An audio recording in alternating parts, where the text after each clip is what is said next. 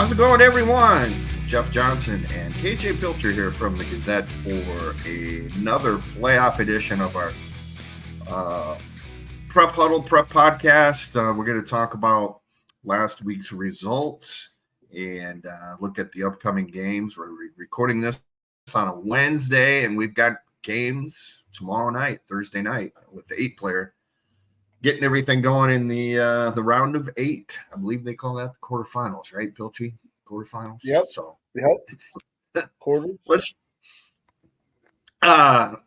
just overall, I don't know. Well, let's just go through the scores, I guess, first of all from last week, and then we can talk maybe about specific games. I guess just. Why don't we just start with 5A where we had I don't know, there were any real surprises, maybe. Iowa City West. Yeah. Iowa City West over Bettendorf. Maybe a surprise to some. Final score 21-16 Trojans, and what was that? That was like a 4 seed against a 12, maybe something like that, if I remember correctly. But yeah, Bettendorf was undefeated team. Going to the final 2 weeks of the regular season, right? If I remember correctly. And losing the finale, and then losing the West 21-16. And I guess that game in particular, I saw West the previous week against Cedar Rapids Prairie absolutely could not stop the Prairie Hawks offensively, especially on the ground. And you just kind of look at the box score here. Bettendorf had 182 yards rushing. But it wasn't the 300 like the week before. And, that's a real solid win, right? Right, KJ? Yeah, talking to Garrett Hartwig, the West coach on Saturday for our prep rewind, he said that was kind of maybe their most complete game overall. Their defense has kind of been a work in progress really all season long, and they have bend but don't break kind of mentality, and that I think that proved to serve them well against Bettendorf, and they were able to get stops when needed. I mean, Bettendorf even drove deep into their territory on their final drive, I think inside the 30, but West was able to turn them away and preserve the win. Big game from Jack Wallace, surprise. Him and Julian Manson hooked up 3 times for scores throughout the game. And, I think a good, balanced, complete performance for the Trojans all the way around. And one of the notable things or outcomes associated with this result was Garrett Hartwig won a 68th career victory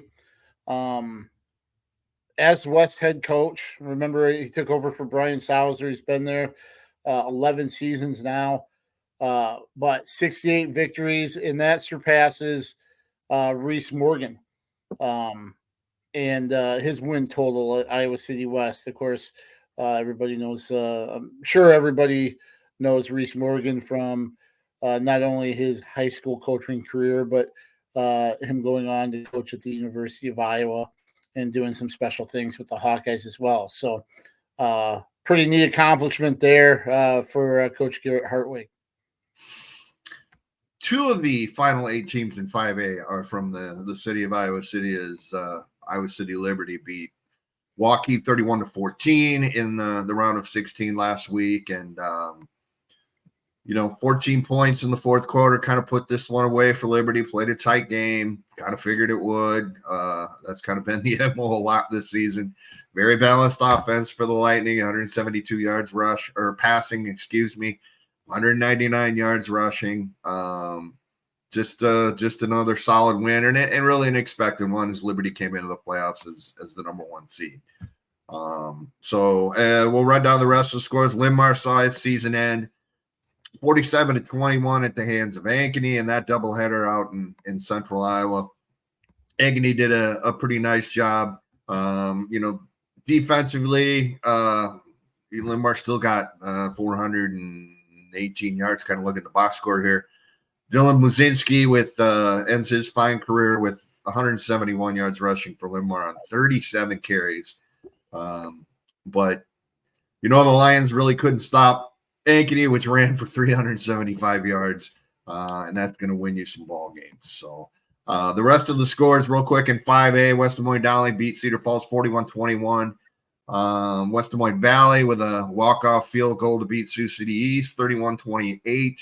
Johnston beat Waterloo West 49-14, and Southeast Polk defeats Pleasant Valley 24-21 in a very fine ball game at Pleasant Valley. So, any of the other 5A games, KJ, anything kind of stick out to you there? I guess. I was surprised that Sioux City East played West Des Moines Valley so closely, but other than that, not too much. I think I said last week that Southeast Polk kind of gave me vibes of West Des Moines Valley last year.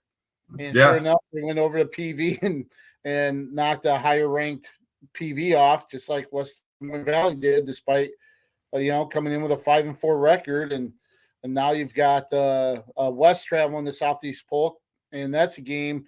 A team that's 6-4 is going to make it to the Dome. So that just is a microcosm of the way 5A has been all year, I think, where, so many teams and so many games you think could go one way, and there's been a lot of parity, and they've gone the other way. So the fact that there are 2 6-4 teams vying for a spot in the semis, I think it just shows the way 5A has been all year, and it's been kind of up in the air with any team being able to win any Friday. Well, we can run down the quarterfinals here real quick since we're talking about it. We have Ankeny at Iowa City Liberty. Iowa City West is at Southeast Polk, as KJ just mentioned. Johnston plays at West Des Moines Valley, and then Ankeny Centennial and West Des Moines Dowling play at Mediacom Stadium, which is the stadium where by Drake that the Des Moines Public Schools use, I guess, for its games or their games. So that's a look at 5A real quick. We'll roll through 4A. Let's run through the scores, I guess, and then we'll talk about individual games here. Pella beats Clear Creek Amanda 34-7. It was Decorah coming from behind to beat Newton 15-14. Gilbert at just a touchdown better than Waverly Rock 21-14. Council Bluffs Lewis Central over Huxley Ballard 28-10. North Polk beat Fort Dodge 36-6. It was North Scott beating Western Dubuque 26-7. Cedar Rapids Xavier goes on the road and beats Norwalk 35-14, and Adel DeSoto Minburn ADM beats Spencer 43-13. Where do you want to start, Pilcher? How about Xavier? We said last week going to be a tough out, and Saints go on the road and pick up a nice win over Norwalk in the first round. Hey, you a comedy fan? Of course. Do you remember kind of the last years of Richard Pryor with all the health issues? Oh yeah. One of his last like comedy specials or documentaries and stuff. You remember what that was titled? You're gonna have to remind me on that one. I'm Not Dead Yet. You might be able to apply this to Xavier, right? They had a season, 6-3. They're an at-large bid, right, for 4A. You think, oh, hey, they're heading to Norwalk, who's beaten Lewis Central and ranked ahead of them. not as surprised they won, but the way that they won, as dominant as they were on the road at Norwalk, a team that had, some really top notch wins. That shows me, hey, if you're thinking this was a rebuild year, there you've got another thing coming. Now the tour becomes the task becomes that much greater going to North Polk, who beat them in the quarterfinals last year, 17-14, right? But I think if you're sleeping on the Saints, it could bite you. Yeah. Cash Parks makes a huge difference for that team. Obviously, he had a couple touchdown passes. Their defense is going to rise to the occasion more often than not, especially this time of year under Coach O'Connell. They proved they're a tough out in the first round, and I don't think it's safe to count them out here in what's going to be a really tough quarterfinal against the unbeaten North Polk team. Yeah, you look at – I think that this game was kind of one up front. Xavier ran for 203 yards and limited, Norwalk to 38. There you go. There's your Carter difference. Hoffman gets overlooked a little bit, doesn't he? Carter Hoffman's a good playmaker, and he had a good game against the Warriors there too. So they've got playmakers. Yeah, 170. So I mean, and we'll find out, like you said, back on the road, back to Central Iowa this week for Xavier against North Polk, as we mentioned, which took care of Fort Dodge, pretty handily there, just kind of scrolling through the box score, and here we go. I think this game might just be one up front again. North Polk ran for 364 yards against Fort Dodge.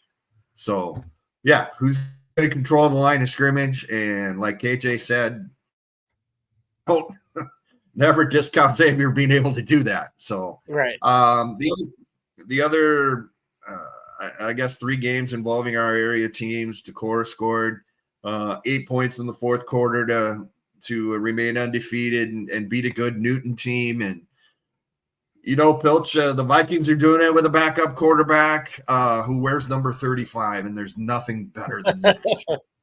Tanner Cadell. Usually that's not a good sign. No, exactly. Tanner Cadell stepped in. Injury situation certainly for Decorah, and that's unfortunate, especially this time of year. But he led his team to a win, 7 of 12 passing, 94 yards. The Vikings ran for 208.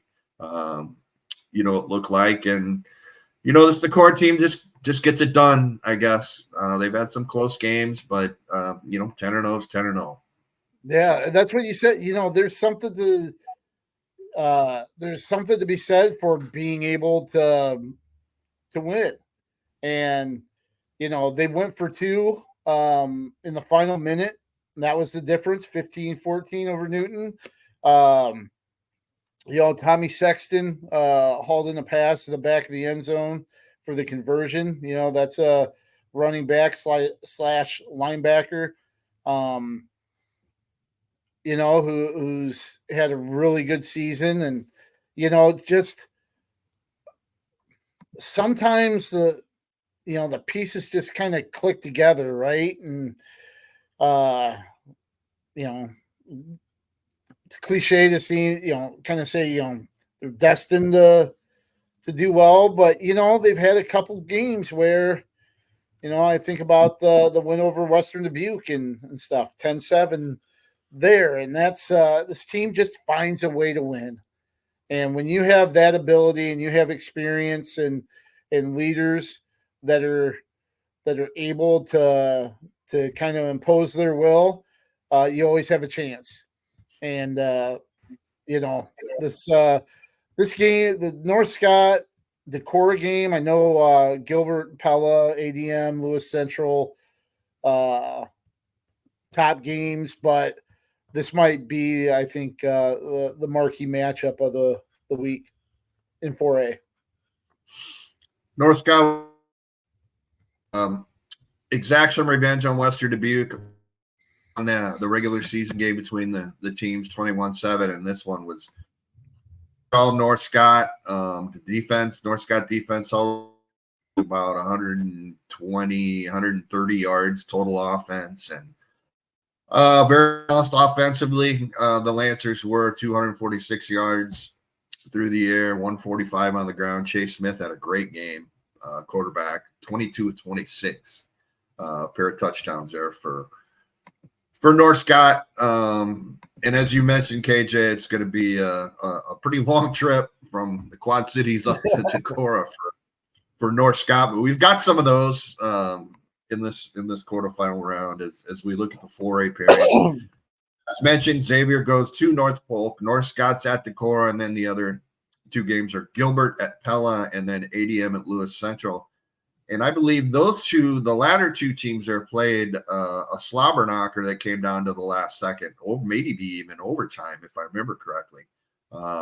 So ADM, our friend Doug Winkowich, great coach, gets another shot at Lewis Central. Any of those four games? What are you thinking?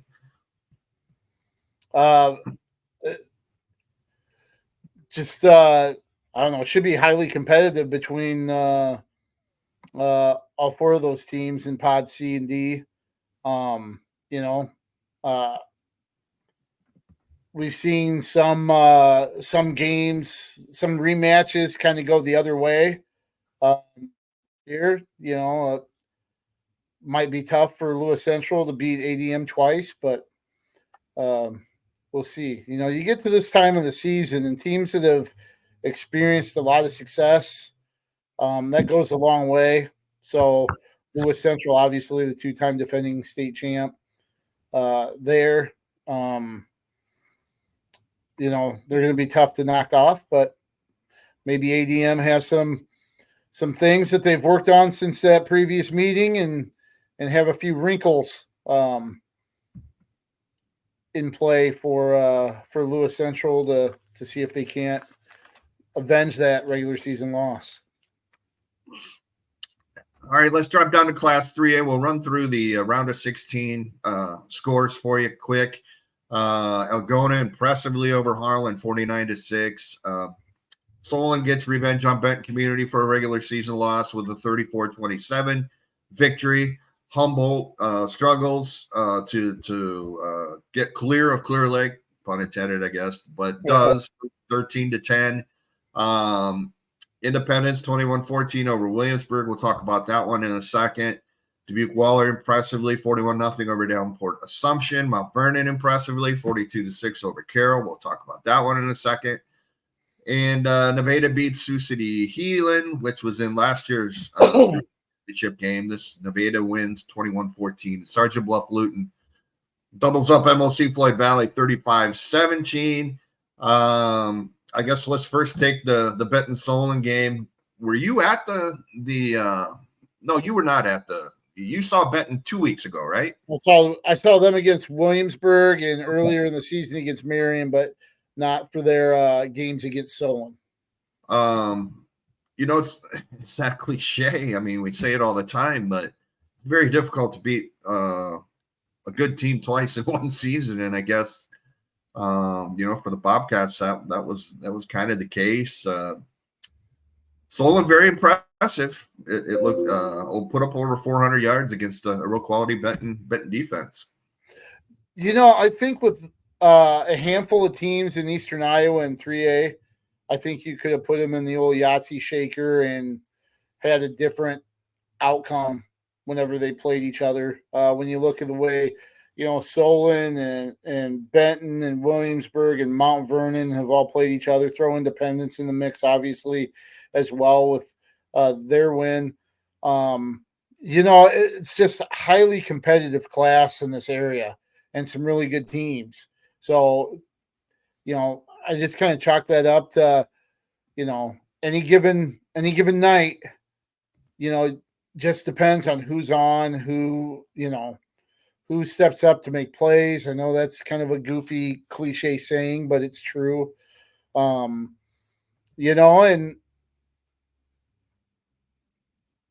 this night, it's just, Solon. I know Eddie Johnson had a big game. Maddox Kelly had a big game as well for the Spartans. And, it was another one that pretty much came down to the end too. So, Solon kind of like where they're at, heading up to Humboldt too. I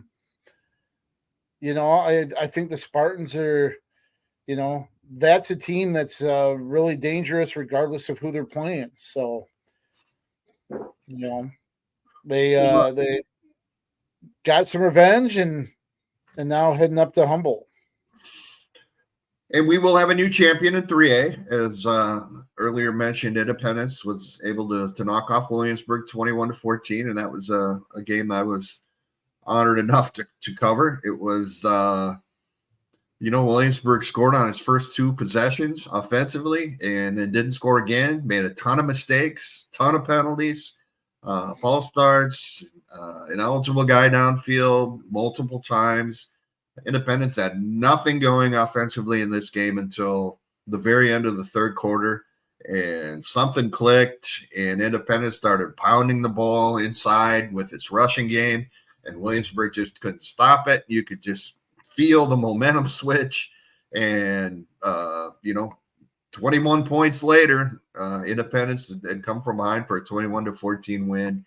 Touchdown pass from E.J. Miller to Bryce Christian, 29 yards with, I don't even remember. It was under a minute, 30 seconds, under 30 seconds left in the game for the winning points. And boy, that really just kind of came out of nowhere, KJ. I don't know what to say. Williamsburg looked like it was in command almost the whole way. And as we've seen so many times, momentum suddenly flips. It's hard to stop that momentum. Williamsburg had a huge interception in the end zone in the fourth quarter as well. That was part of this comeback. So, good on the Mustangs, right? And kudos to Williamsburg for a hell of a run here in the last couple of years. Oh, for sure. For sure. Williamsburg's put together some very, very good seasons, obviously, with the state title last year. You mentioned just sometimes when things start clicking, that's all. You just need that one thing to hit, and then it's got defenders on their heels or they're unsure. Oh, they were running this and now they're running this. What do we do? You get caught up, and then it's kind of like baseball. When you're a hitter in the batter's box and you're starting to guess pitches, you're screwed, right? Yep. Once you start guessing or, trying to pick out things out of the blue instead of staying with a game plan and an approach, that's trouble. And it almost sounds like Independence got going and maybe Williamsburg started kind of getting in that guessing game, and in the Independence, they were able to do what they wanted to do. But yeah, kudos to Independence. Independence was 0-2 against Williamsburg all time. They were shut out in both previous games. So that's two games back in 06 and 07. Hadn't scored a point, and then you go 3 quarters without scoring a point. Uh-huh. So 11 quarters against one program, you don't score 1 point, and then you erupt for 21 points to win and knock off the defending state champs. That's quite a feat. And like you said, kudos to Independence. That's a heck of a comeback. And now they go back to Wahlert for a rematch, right? Yep. So could be pretty interesting in the Rock Bowl on Friday. And Independence is on a high and they're rolling, so watch out for the Mustangs. Let's I guess we kind of figure Mount Vernon would take care of business in its first round game against Carroll, and boy did it ever, right? Pilcher, 42-6. You were at that game. Yeah. Mustangs must have looked pretty impressive, huh? Yeah, Mount Vernon was tough. And I'm going to say this. Mount Vernon, I think, is the best team in 3A. Okay. They are literally inches away from being unbeaten. Their only loss was 7-6 to Solon. Might have been week 4 or something like that. They gave up a touchdown to Solon the opening possession, or Solon's first possession, shut them out the rest of the way, scored in the final minute, and completed I say completed because technically it's incomplete, but touchdown pass or conversion pass was caught, but the receiver was ruled out of bounds, so it ended up 7-6. But they're inches away from being unbeaten in probably one of the tough areas in this class, and they looked dominant against Carroll. Everything was clicking. Their defensive front might be the best defensive front I've seen in a long time, and they really wreak havoc on quarterbacks. They're tough to block. They're aggressive. Lots of tackles for loss as well. So they really dominate the line of scrimmage and kind of live in the opponent's backfield a little bit. You've got guys like Ethan Wood and Cale Riniker and Curran, Case and Curran. They are a very, very good front seven, dominant front seven. Offensively, you got running back in Cooper Hurd, who is just a workhorse back there. I think he carried 26 times for 126 yards in that game. But Kellen Haverback might be the kind of the wild card for them. If he's on, I don't see very many people beating Mount Vernon. No offense to the Algonas, the Wallerts, Independences, Humboldts, and even a rematch against Solon. I know I'm going out on a real big limb and on the verge of making a prediction, but man, I was really impressed. He threw for 195 yards, rushed for another 22, had his hands on 4 of their touchdowns in a 42-6 win. So he was really impressive. He's got good targets like Jace Jaspers. He's a good playmaker. Mikey Ryan made some unbelievable catches, and I believe had 108 of those 195 passing yards, on a few receptions. So this is a really, really good Mount Vernon team that, I just kind of like where they're sitting here with the quarterfinals, and I know Algona is going to be tough. They've got a younger quarterback that's stepping in and had a field day last week in the round of 16. But man, I just like Mount Vernon right now. We'll look at the pods here, and we've touched on almost all of them. I guess there's a possibility we could have 3 of the 4 semifinal teams from a very short distance away. Solon's right at Humboldt, as we mentioned. Mount Vernon's at Arizona, which is a haul, about 3-hour drive for the Mustangs.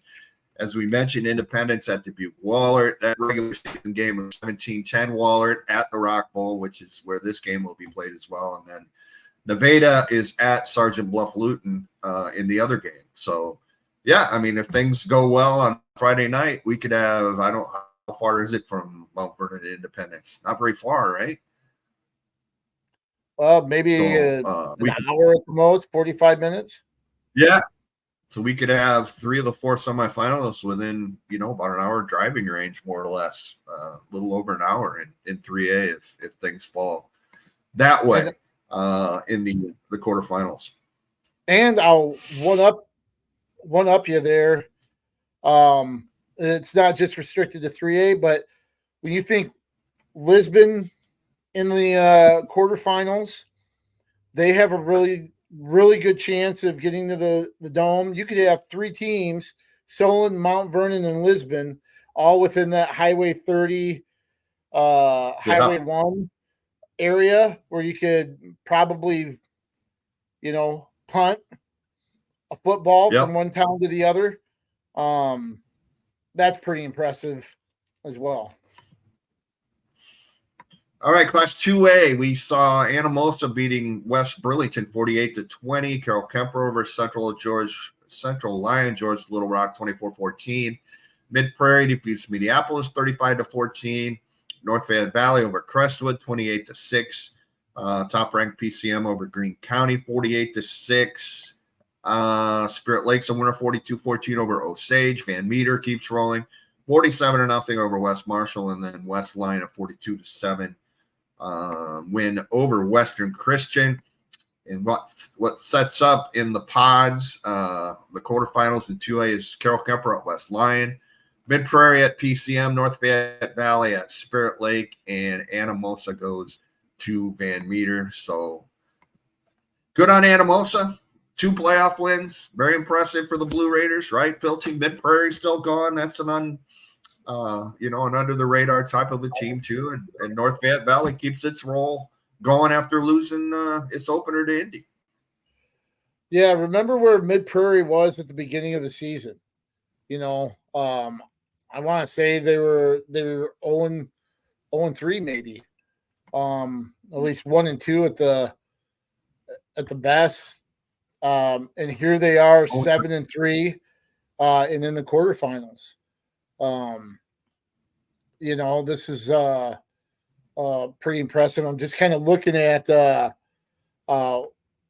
win streaks here, and Mid-Prairie has won 7 in a row. They started 0-3, and their last loss was to Sigourney Keota, 21-14 on September 13th. So the Golden Hawks overcame that slow start, tough schedule, and look where they're at now, and they're a win away from the Dome.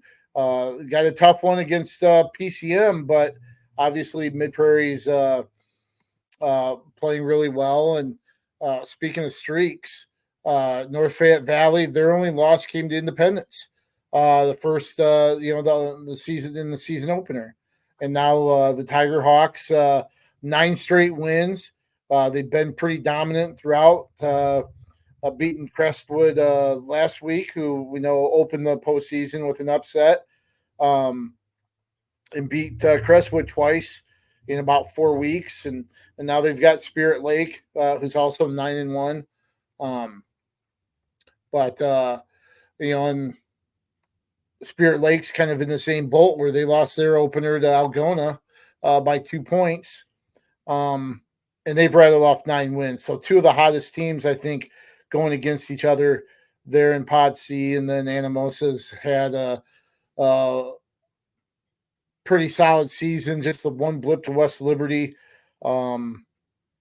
They pulled away late with West Burlington and heading to perennial power in Van Meter. So nothing to lose over there, and give it their best shot.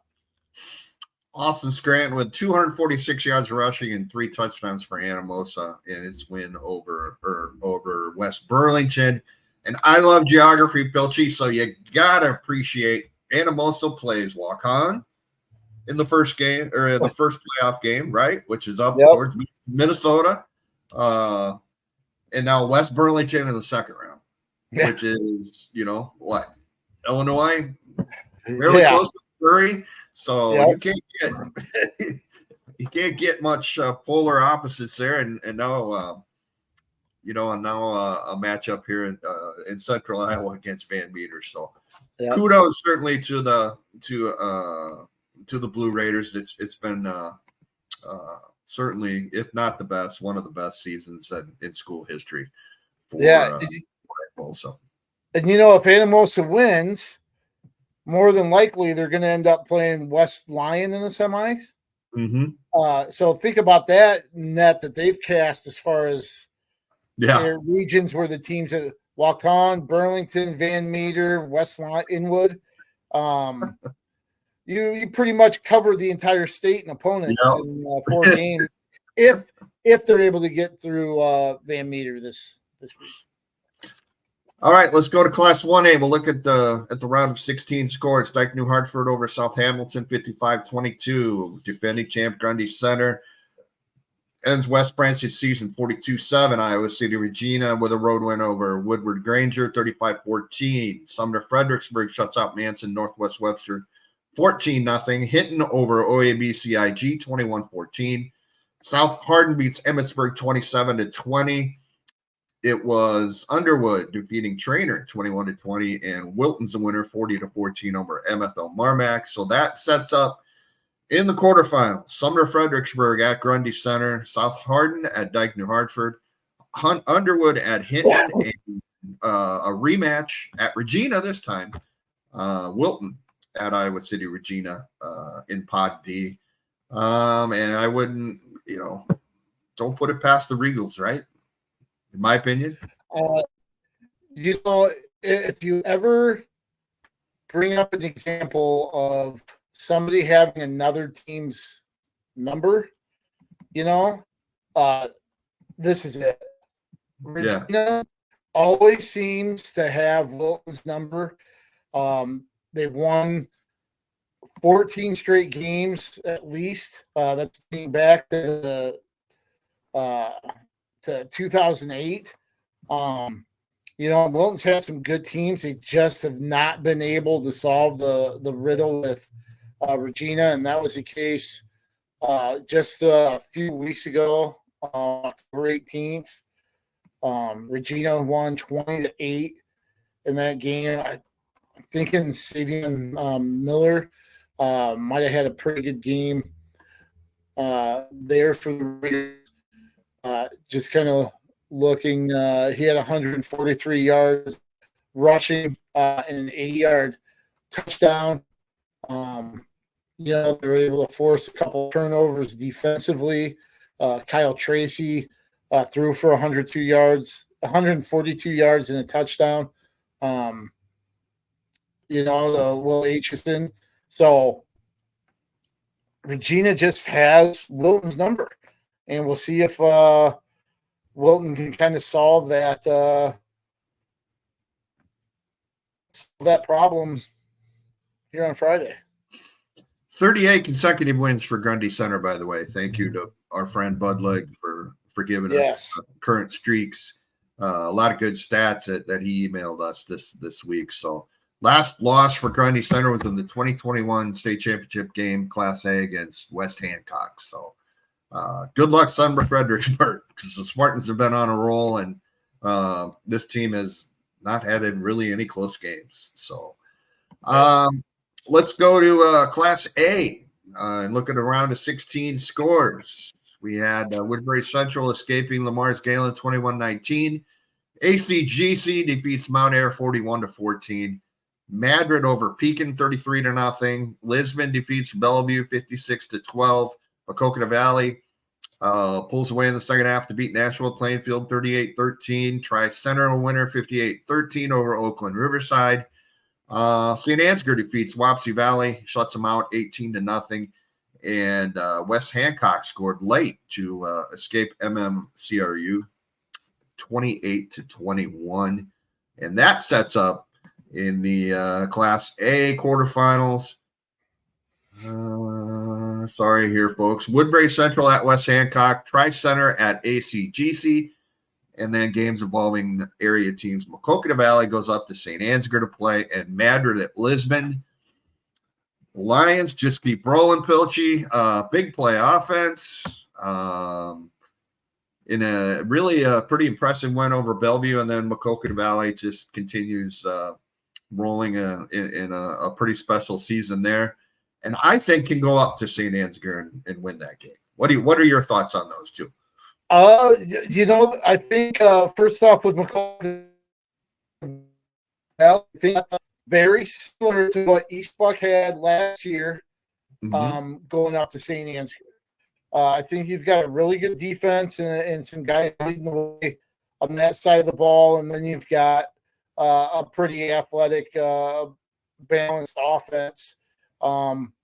East Buck was a team that went up there and won, but they pounded the ball right.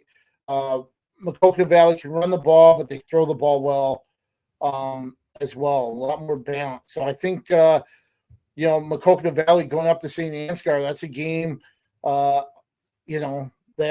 I think they really could win and make it to the semifinals. Lisbon, you mentioned it. They're so athletic, so fast and aggressive. They've got guys that can break plays offensively. They stifle teams defensively. They've just been impressive all season.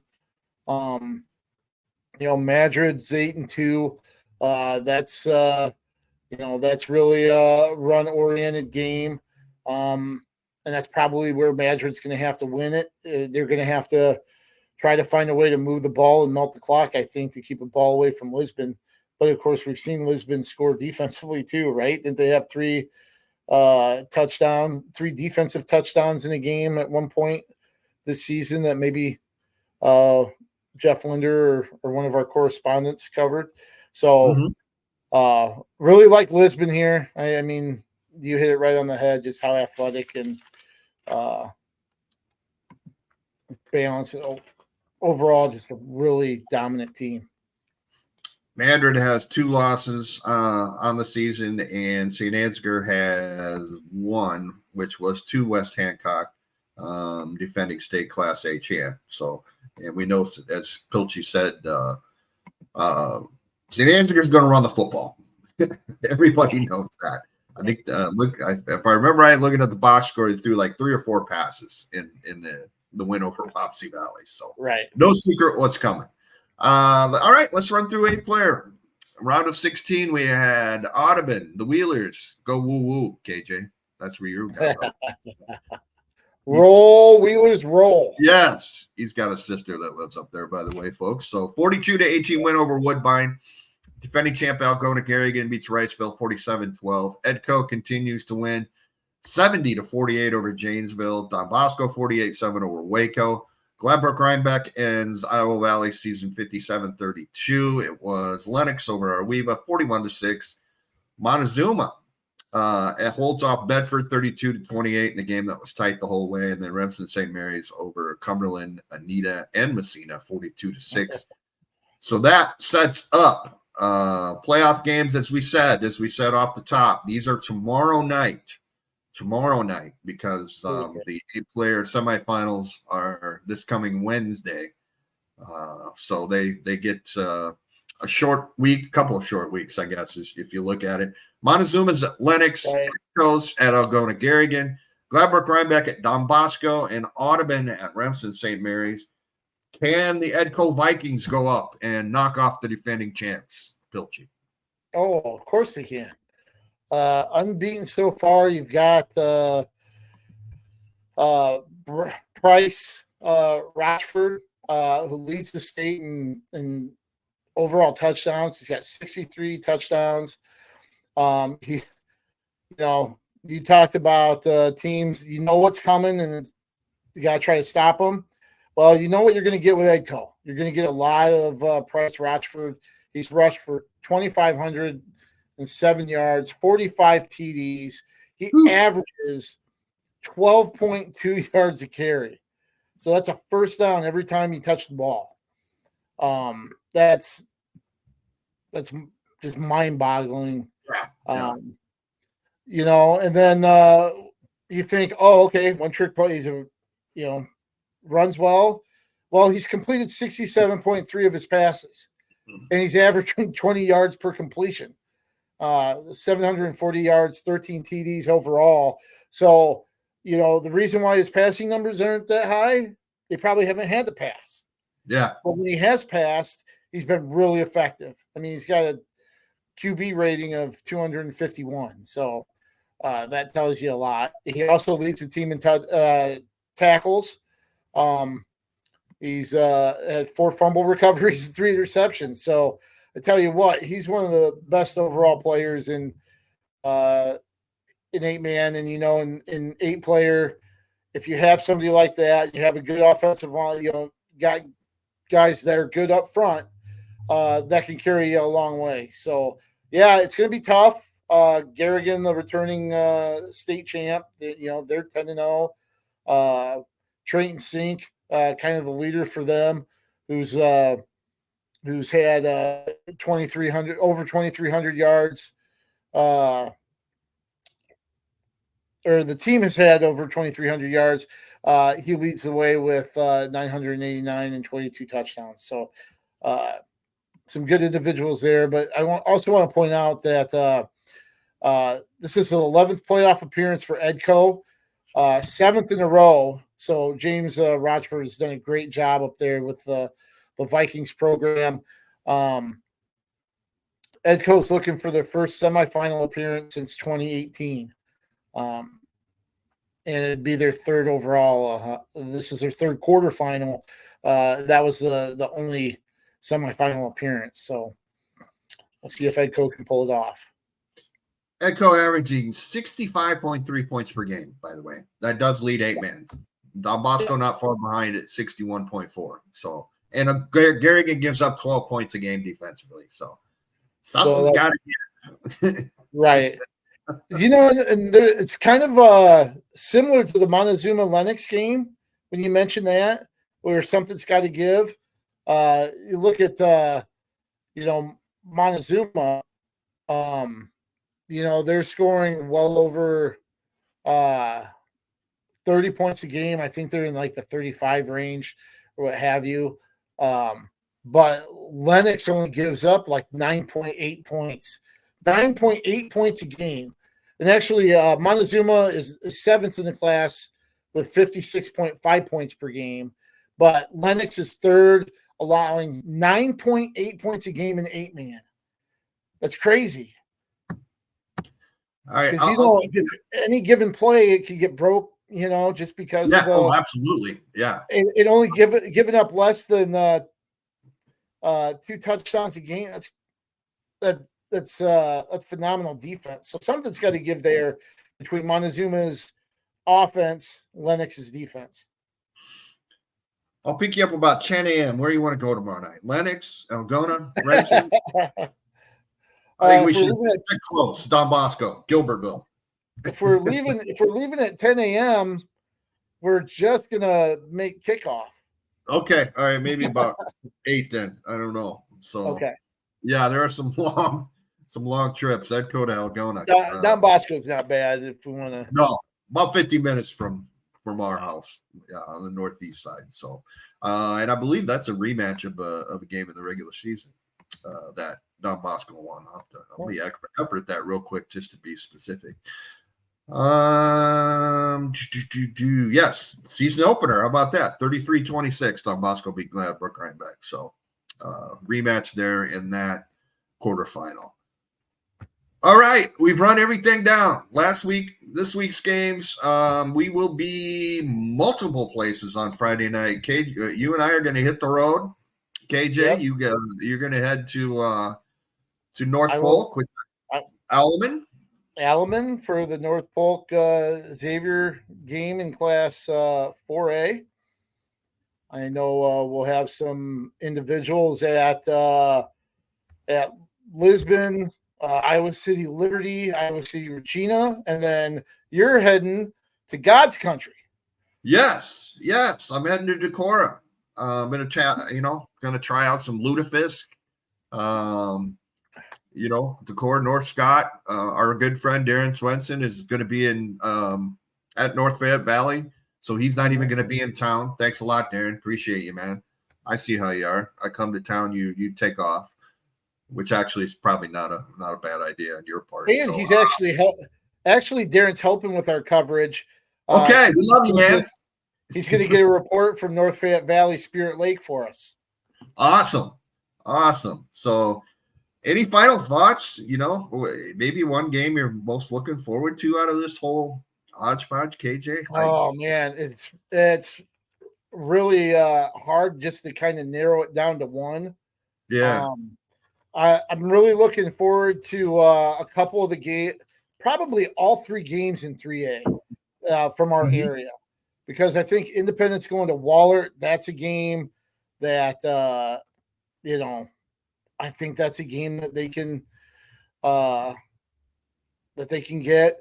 I really like the way Solon and Mount Vernon are playing, and Humboldt. That's a tough program. That's a program that's kind of at this level every year, pretty much. So Solon going up there, that's a fun one to kind of keep an eye on. And then of course, what I said about Mount Vernon, Algona's got a really good team, but I just like the way Mount Vernon is right now. So any of those 3A games, I really like kind of keeping an eye on. And then if you go outside the area, I think the one that I'm really, really looking forward to or trying to kind of keep tabs on, top two teams in our 5A poll to finish up the season. Number one, Western Wayne Dowling hosting number two, UNI Centennial. I think that's kind of a marquee matchup across the state. And it'll be interesting.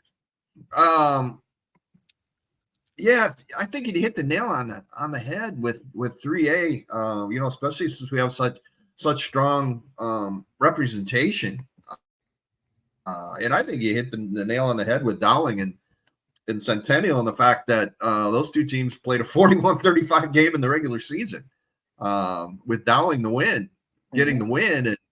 And we've seen, Limbar saw way too much of Braden Jackson last week. He had 5 or 6 touchdowns, I think, and that's obviously the son of former college All-American Freddie Jackson.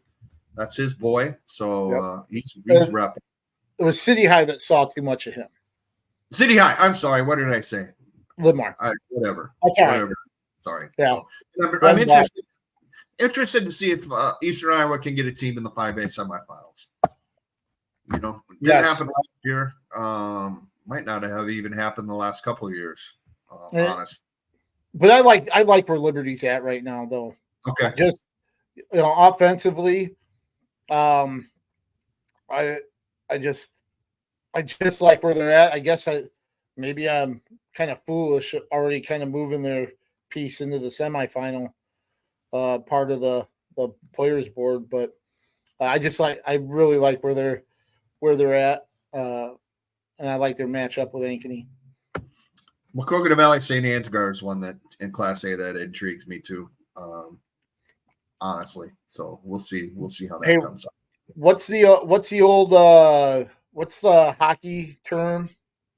The old high. I went to see a fight in a hockey game, something like that. Yeah, that's right. That might be the type of brawl, you went to see a football game and there's, nothing but haymakers being thrown. Yeah, exactly. That's going to be that slobber knocker term. I think that's going to apply to that game up at St. Ansgar. 100%.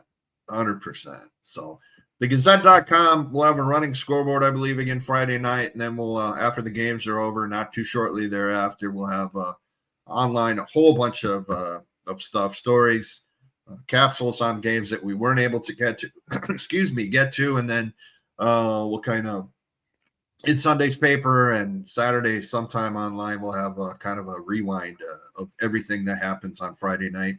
And then next week, as we mentioned, 8 player on Wednesday, and then we go Thursday, Friday, Saturday. It's kind of my favorite week of the whole season, Pilcher football, because you have football, 4 straight days. Right. Yep. Which is pretty cool. So we'll have all that covered. Any last thoughts, Pilcher? Otherwise, just to address the what's missing this week, Jeff Linder covering state volleyball down at Extreme Arena, obviously right in the middle of coverage, so he wasn't able to join us for this week. So that's why we're just a 2-man team this time. And make sure to get to the Gazette.com. Gazette covers state volleyball better than anybody, and Jeff Linder, Mike Condon are both down there in Coralville covering it every single match, with it being in our circulation area hosted here. So make sure to get there, and that's why Lindy wasn't with us today. Thank you for pointing that out, KJ. Much appreciated. So, all right, folks, that's another edition of the Prep Huddle Prep Podcast for you. Thank you, Nathan Ford, for flipping the dials and all that kind of stuff as producer. And I believe we'll talk to you next week, unless we let you know different. I think we'll have another podcast going for the semifinals. So thanks for joining us, folks. Enjoy the football.